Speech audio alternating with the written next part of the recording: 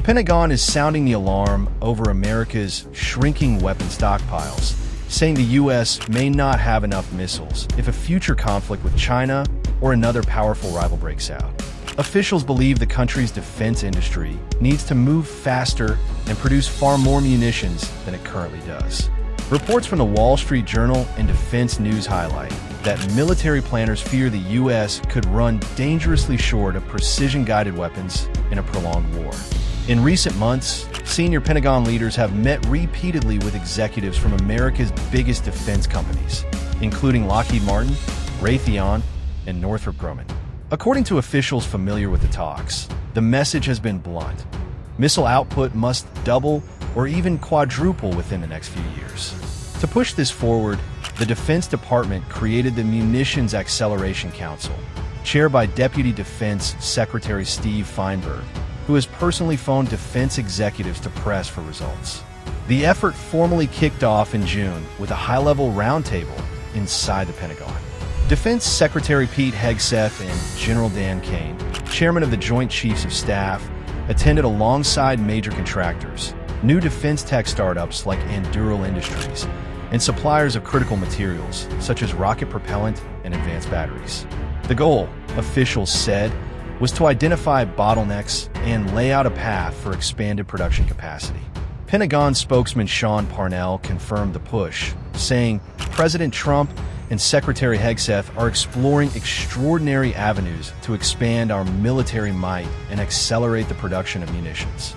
This is a partnership between the defense industry and senior Pentagon leadership. Analysts note that such direct involvement of top officials is unusual and underscores how urgent the issue has become. Yet questions remain over whether these goals are realistic. Modern missiles are not simple to build. Each can take 18 to 24 months from start to finish. Bringing in new suppliers to share the workload can add years more, as their products must undergo rigorous safety and reliability testing before the U.S. military approves them for use. A senior official quoted by Defense One warned, "You can't turn missile production into an assembly line overnight." Funding is another major challenge. In July, the Trump administration signed what it called the Big, Beautiful Bill, which added $25 billion in extra funds over 5 years, specifically for munitions. But defense experts argue that meeting the Pentagon's full targets would likely cost tens of billions more. Tom Caraco, a missile expert at the Center for Strategic and International Studies, said companies don't build these weapons on speculation. They wait for the government to fund contracts. There must be real financial commitments, not just speeches. Industry has already begun scaling up in some areas. Lockheed Martin has hired more workers, widened its factory floors, and expanded spare parts inventories. Raytheon, now part of RTX, has also said it is preparing to accelerate production. But firms are reluctant to overspend without long-term guarantees from Washington. A July 3rd letter from Raytheon CEO Christopher Calio to the Pentagon expressed readiness to cooperate, but warned that larger investments would only be possible if the Defense Department committed to purchasing more missiles. Even with these adjustments, analysts warn the U.S. defense industrial base is not as flexible as it once was. During the Cold War, American factories could surge production quickly. Today, years of outsourcing and consolidation have left fewer suppliers, with specialized parts sometimes coming from just one or two companies worldwide.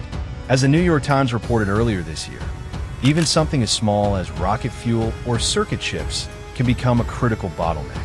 Another concern is that rushing production could affect quality and reliability. Military leaders insist that cutting corners is not an option, since weapons that fail in combat could cost lives. That means safety standards and testing remain strict, slowing down how fast companies can expand. Defense experts suggest a balanced approach, where output is increased but oversight is not sacrificed. Some lawmakers in Congress have voiced support for more funding to strengthen the industrial base, noting that U.S. commitments to arm Ukraine, Israel, and Taiwan have already strained existing stocks.